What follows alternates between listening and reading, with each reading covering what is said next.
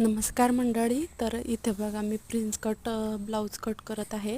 तर तुम्ही बघू शकता इथे मी हे कटिंग करून घेतलेलं, थोडंसं जास्त आखलेलं ते. त्यानंतर खाली 1 इंच आणि साईड मुंड्याजवळ अर्धा इंच घेऊन 3 इंच एक्स्ट्रा घेतलेला आहे कमरेच्या बाजूला. इथे मी जिथे दाखवते तिथे आणि त्या प्रकारे पुढचा गळ्याचा माप वगैरे घेऊन आकार कट करून घेतलेला आहे. त्यानंतर इकडे मी इथे 3 इंच घेऊन परत पुन्हा पुढे 2 इंचाचा टक्स घेतलेला आहे. वरतून उभार उंची ही 9 घेतलेली आहे, कारण उंची कमी आहे आपल्या ब्लाऊजची आणि त्यानुसार आता तुम्ही बघत आहे त्या प्रकारे तुम्ही तिथे आकार देऊन घ्यायचा आहे.